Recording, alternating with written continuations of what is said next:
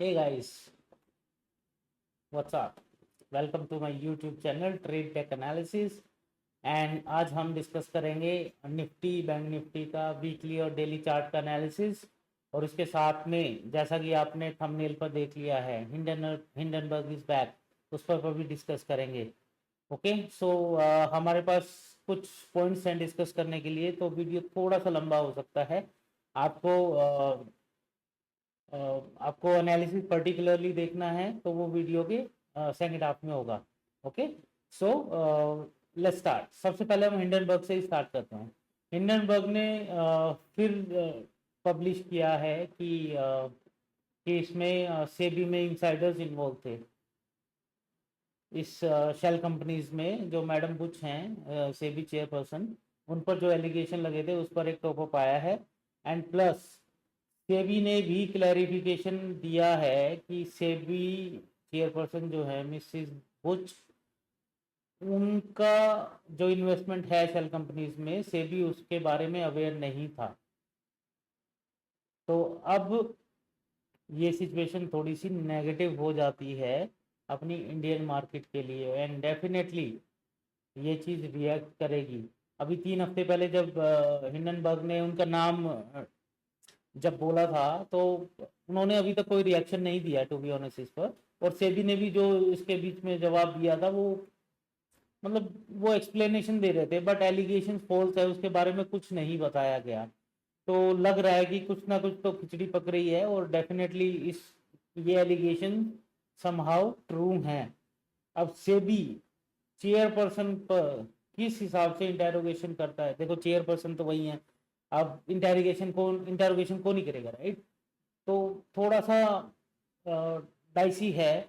But इस ऐसे cases में क्या होता है, जैसे आप जैसे मेरे जैसे जो हम बायर्स हैं, इन्वेस्टर्स हैं, जब मार्केट ऐसी न्यूज़ से रिएक्ट करके नीचे जाता है ना, तो पोर्टफोलियो पे बहुत गंदा हिट होता है ना। तो ये डेफिनेटली अपनी मार्केट के लिए नेगेटिव रहने वाला है, जबकि ऐसे टाइम पर जब निफ्टी ऑल टाइम हाई पर खड़ा है।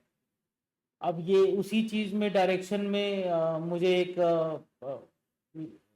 सिस्टमेटिक वे में लग रहा है, जैसे कि होता है निफ्टी ऑल टाइम हाई पे जाता है और वहां से एक रिजेक्शन आ जाता है। अभी भी वैसी सी सिचुएशन हो सकती है। तो ऊपर के लेवल पर आपको सुपर सावधान रहना है। ऊपर की साइड के लिए अभी कोई इन्वेस्टमेंट मत कीजिएगा, ये प्रॉब्लमेटिक डेफिनेटली हो सकता है।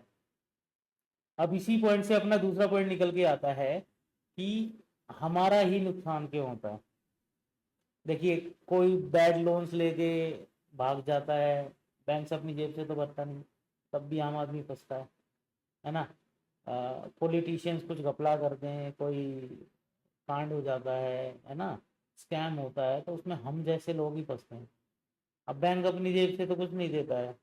जो हमारा हार्ड एंड मनी है टैक्स का, उस पर हमें कोई रिवॉर्ड मिल नहीं रहा है मिडिल क्लास को।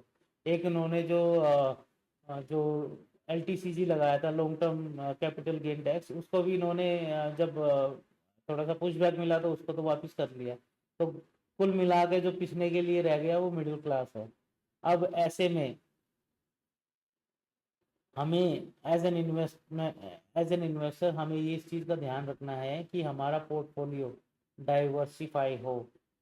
अभी इसी के बेसिस पे एक न्यूज़ जो आई है कि 1 ट्रिलियन मनी, मोटा मोटा 1 लाख करोड़ रुपया बैंक से निकल के इन्वेस्टमेंट में गया, स्टॉक मार्केट में गया है। 1 ट्रिलियन मनी बहुत होता है guys. So people like us are investing in stock market. Stock market is so fragile कि जैसे होता था ना कि एमआरएफ के दादा ने शेयर लिए थे, कुछ शेयर लिए थे, वो करोड़ों में शेयर हो गए थे। ये सिचुएशन अब मत सोच के चलिएगा कि ऐसा हो सकता है, टू बी ऑनेस्ट। इसका रीजन में एग्जांपल मैं आपको दे सकता हूँ। कितने ही कंपनीज डिफॉल्ट करती हैं, है ना। हमारा पैसा है, उसकी रिकवरी हुई है, सेबी उन पे चार्जेस लगा देती है ना। फिर ऑफलाइन उनकी सेटलमेंट भी हो जाती है। कि ऐसे 2-3 लोग हैं जो उनको सेबी ने ब्लैक लिस्ट किया था, है ना। उन्होंने वो कॉल टिप्स के चक्कर में फंसे थे, जो स्टॉक मार्केट के वो सेबी रजिस्टर्ड नहीं है, फिर भी एडवाइस देते थे। तो ऐसे लोगों पे 17-17 करोड़ की फाइन लगे और 3 करोड़ में ऑफलाइन सेटलमेंट हो जाती है। अब तुमने तो सेटलमेंट कर ली, हम कहाँ जाएं, हमारा पैसा तो मर गया ना। तो इस चीज के लिए आपका खुद का पैसा है, किसी और को नहीं सोचना है, आपको सोचना है।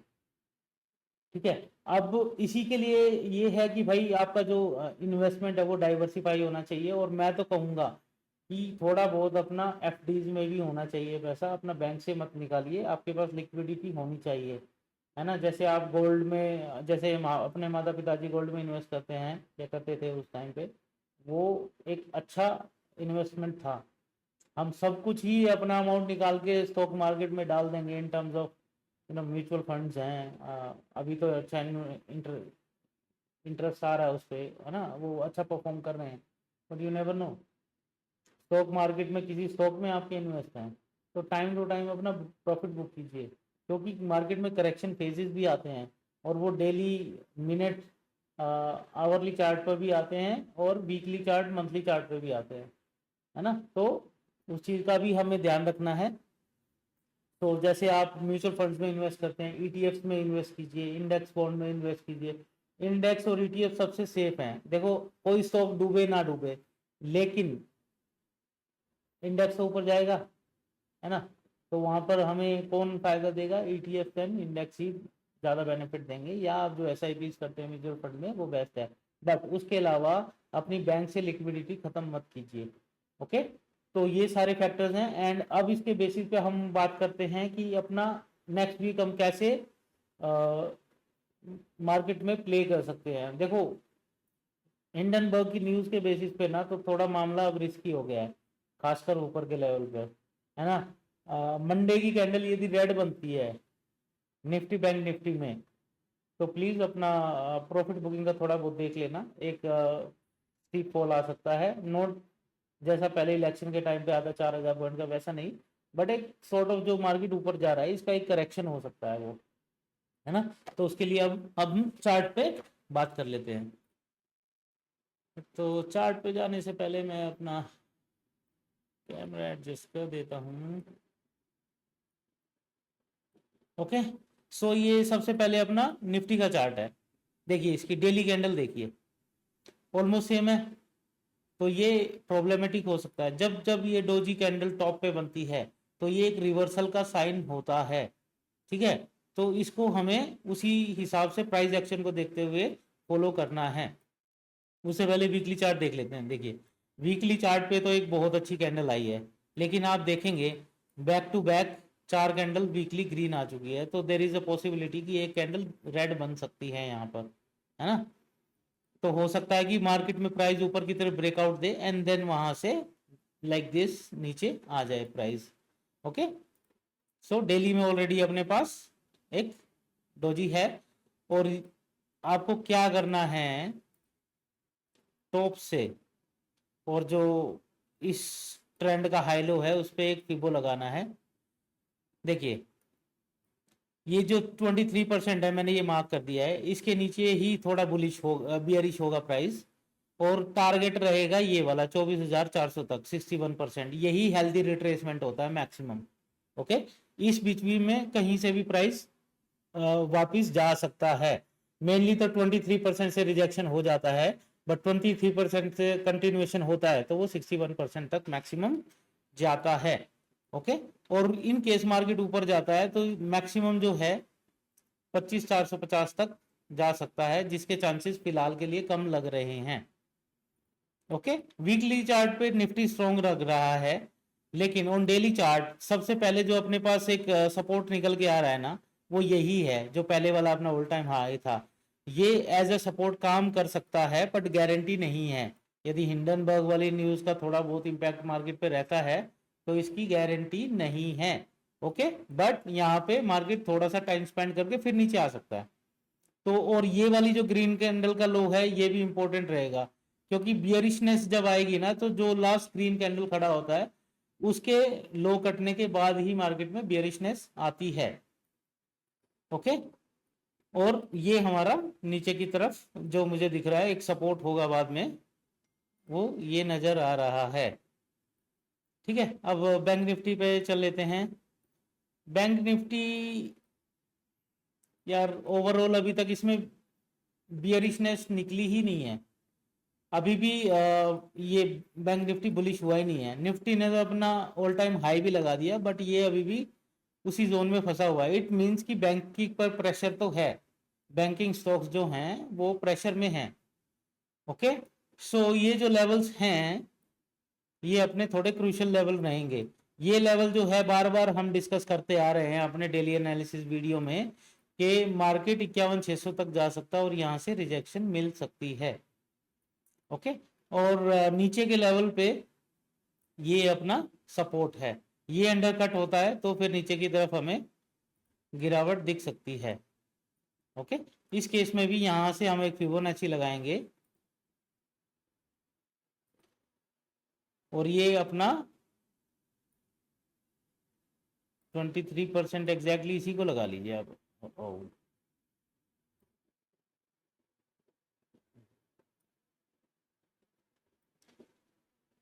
ठीक है, ये जो लेवल है इसको आप ये लगा लीजिए, ये सपोर्ट भी था, है ना। तो ये लेवल क्रूशियल लेवल्स रहेंगे और नीचे की तरफ जो है यहाँ से सपोर्ट दिख सकता है। ओके, तो डेली चार्ट पर तो बैंक निफ्टी वीक ही लग रहा है। वीकली चार्ट पर देखने पर लग रहा है थोड़ा स्ट्रॉन्ग है, नीचे से बाइंग का प्रेशर है। देखिए जो विक्स है ना ये दिखाते हैं कि बायर्स की डोमिनेंस है यहाँ पे। ओके, बट ये कितनी कन्विंसिंग है या इतना कन्विक्शन है वो हमें नेक्स्ट वीक में पता लगेगा, जिस टाइप से कैंडल बनती है। इस टाइप की कैंडल आ गई ना या इस टाइप की कैंडल आ गई तो ये फिर इनमें कन्विक्शन नहीं था, मार्केट सीधा यहाँ कहीं आ जाता है। तो क्योंकि बैंक निफ्टी में 400 500 1000 पॉइंट की कोई बात ही नहीं है यार, है ना। और ऐसा होता है तो ये लेवल्स अंडर कट हो सकते हैं। ओके, और जैसा कि मैं आपको बताता हूँ, मैं दोबारा रिपीट कर देता हूँ, मार्केट गैप अप होती है ना तो मार्केट आपको कंफ्यूज कर देती है। आपको क्या, एवरीबडी गेट्स कंफ्यूज कि यार अच्छा 200 पॉइंट ऊपर हो गया अब इसके बाद क्या। तो मार्केट मोस्टली ना कंफ्यूजन इसलिए क्रिएट करती है कि मार्केट को नीचे आना होता है। तो और जब गैप डाउन होता है तो मार्केट को ऊपर जाना होता है, तो 90% ऑफ द केसेस में मार्केट गैप डाउन खुलती है और ऊपर चली जाती है। लेकिन आजकल की मार्केट में क्या हो रहा है, गैप अप ओपन होगी साइडवेज हो जाएगी, गैप डाउन ओपन होगी साइडवेज हो जाएगी। तो मतलब ऑप्शन बायर को तो कमाने का मौका ही नहीं मिलता। कमा कौन रहा है, ऑप्शन सेलर। ठीक है, तो ये एक और रीजन है कि ऑप्शन बायर बर्बाद हो रहा है मार्केट में। जिस हिसाब से मार्केट चल रही है ऑप्शन बायर के लिए नहीं है ना।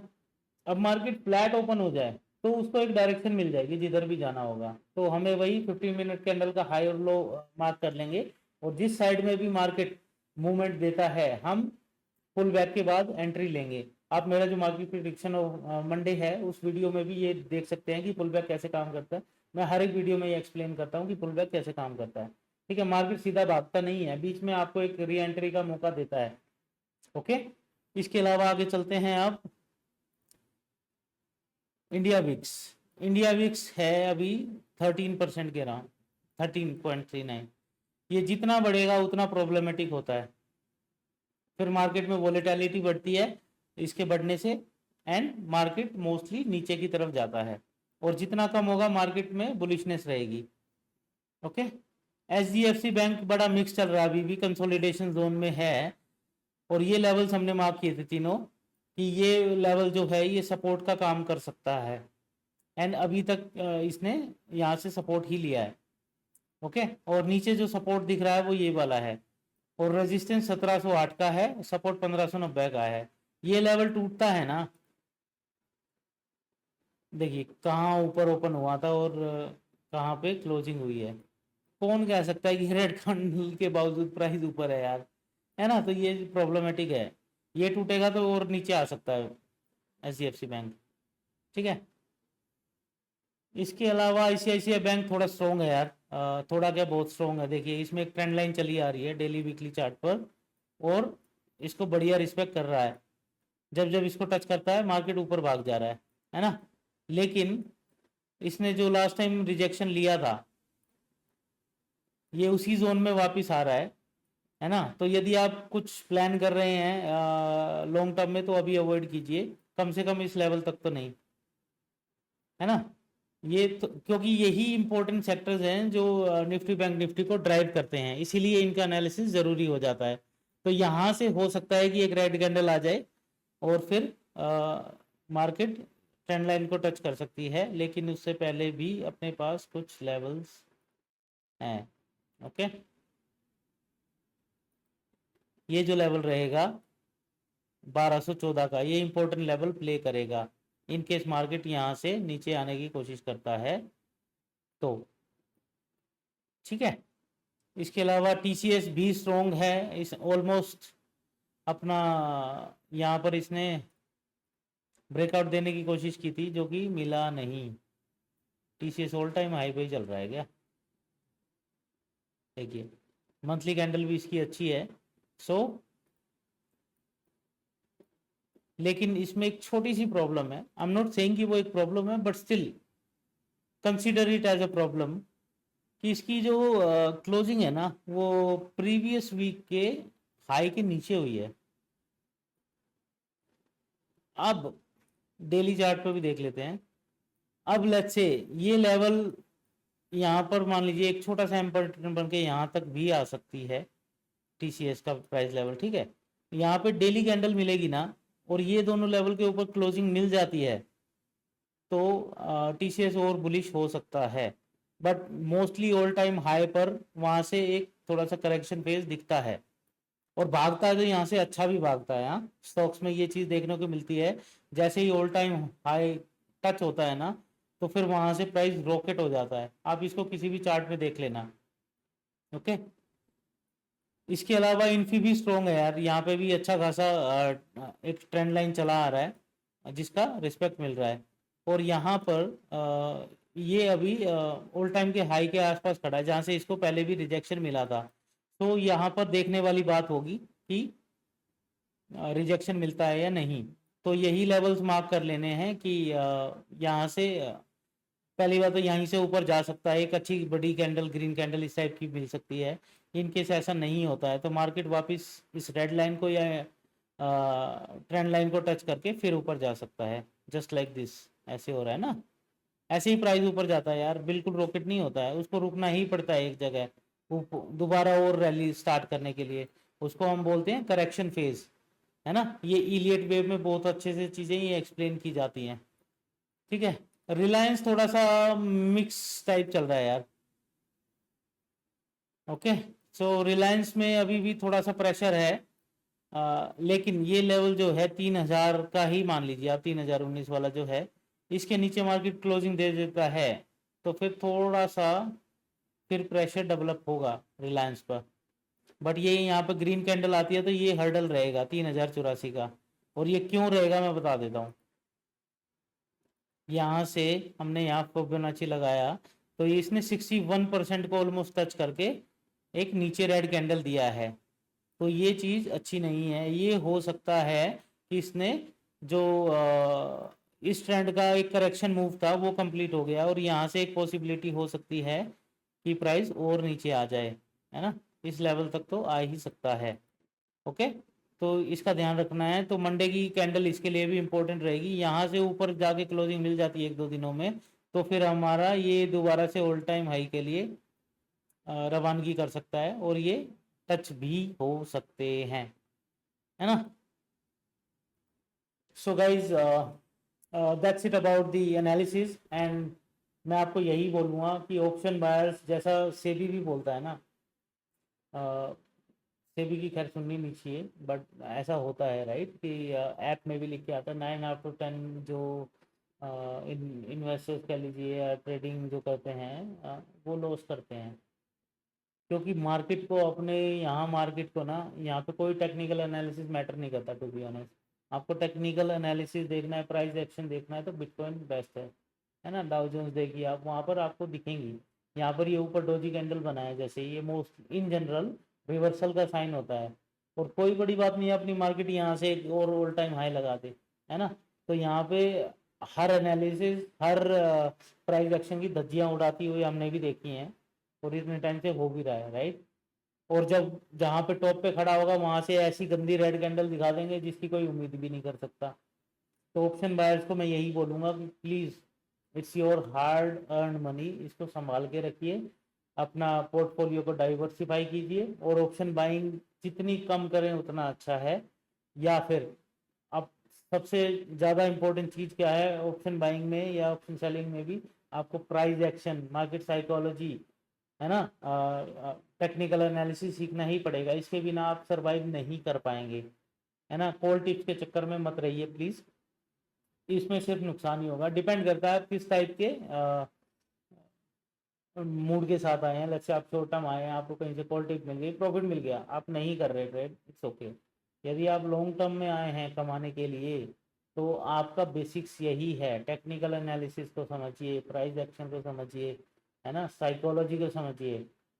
और एक चीज़ मैं रिकमेंड करूँगा, जितना टीवी चैनल से आप दूर रहेंगे ना, मार्केट में ये धमाल हो गया, ये स्टॉक खरीद लो, ये कर लो, वो कर लो, प्लीज़ इसको नॉइस को अवॉइड करना। जितना नॉइस होता है ना कि मार्केट ऊपर जाएगा, आप देख लेना अगले दिन मार्केट वहां से रेड कैंडल दे देता है, और जब होता है ना अरे मार्केट इतना गिर गया और गिरेगा, वहां से एक ग्रीन कैंडल मिल जाती है। मैं ये अपने एक्सपीरियंस से बोल रहा हूँ, और आप भी शायद न्यूज़ को फॉलो करते होंगे या जितना देखते हैं, आपको ये देखने को मिल जाएगा। ये बात मैं गलत नहीं बोल रहा हूँ, आप इसको सेल्फ एनालिसिस करके देखना, ठीक है गाइस।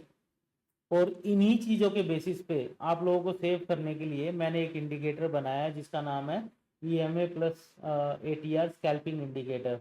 ये ट्रेडिंग व्यू पर अवेलेबल है, और इसके ऊपर मैंने वीडियो भी बनाया है, जो कि आपको वीडियो लिंक एंड स्क्रीन में मिल जाएगा। Do watch this video, you will love it. इसमें मार्केट टॉप पे खड़ा हो चाहे बॉटम पे खड़ा हो, आपको परफेक्ट सिग्नल्स मिलते हैं, और जहां पर लोग अपनी एंट्री बनाते हैं वहां पर तो आप प्रॉफिट बुक कर सकते हैं। It's more over for scalping, है ना। इंट्राडे में यूज करने के लिए आपको EMAs को अपने हिसाब से उसमें एडजस्ट करना पड़ेगा। तो इसमें जो कॉम्बिनेशन है वो आपका प्राइस एक्शन का है, मूविंग एवरेज का है, ATR का है, और इनके बेसिस पे थोड़ी सी कंडीशंस लगाई गई हैं कि कब सिग्नल जनरेट होगा, और इसी में मैं एवरेज ट्रू रेंज को यूज कर रहा हूं as a trailing stop loss line. तो do watch out that video as well. तो ये चीजें इसमें फिर आपको, है ना, कुछ भी करने की जरूरत नहीं है, you just be dependent on the signal. देखो फ्लैट मार्केट का आपको पता लग जाता है, right. And my one more recommendation is कि आप, है ना, इंट्राडे करते हैं, स्कैल्पिंग करते हैं, scalping is totally different, intraday करते हैं, तो जो आपका एनालिसिस है वो 15 मिनट पे होना चाहिए, और ट्रेड आप 3 या 5 मिनट्स पे ले सकते हैं। ओके, सो इस चीज का भी ध्यान रखिएगा। And indicator that way really works well, मैंने इसके काफी सारे क्रिप्टो में लाइव में बैठ के सेशंस भी किए हैं, you can watch out my channel as well. There is lot more to learn. Okay, कैसे कहाँ लेवल्स पर मार्केट रिएक्ट करता है, वो सब चीजें मैं उन वीडियोस में एक्सप्लेन करता हूँ लाइव मार्केट में। चार्ट देख के तो यार कोई भी बोल देगा, लाइव मार्केट में प्राइस कैसे बिहेव करेगा वो देखने वाली बात है। और इसी के लिए मतलब देखो यार, मेरा यूजर बेस कम है, मेरे सब्सक्राइबर अभी सिर्फ 99 है, लेकिन मैं कंटेंट बहुत अच्छा लेके आ रहा हूँ सिखाने के लिए। हर किसी के पास है, सबके पास कंटेंट उनके नॉलेज बेसिस है, मेरे पास भी है टू बी ऑनेस्ट, लेकिन मेरी रीच नहीं है। मेरी कोशिश ये रहती है कि मैं आपको कुछ बेचूं ना, मेरा सिर्फ इतनी कोशिश है कि आपको सेव कर सकूं मैं, कि आप लॉस ना कर पाए। ऐसे लेवल्स पर मैं टेलीग्राम पे ही पोस्ट कर देता हूं, और अपने चैनल पर भी मैं वीडियोस के थ्रू आपको बताता हूं कि इन लेवल्स पर एटलीस्ट आपको कॉल नहीं खरीदना है, वो ट्रैप लेवल्स हो सकते हैं, सावधान रहिए। तो इतना भी आप फॉलो कर लेंगे ना, तो you will be save from losing your money, and that should be the target. Profit should not be the target, you should limit your losses, that should be your first target। Okay, so with that I will close this video, and please like and subscribe if you like my videos and my analysis, and leave your comments. I would be happy to help you, and please help me increasing my user base as well. You only need to do your part. Please like, comment and subscribe. Thank you so much, have a good day, happy trading। मिलते हैं Monday को, bye.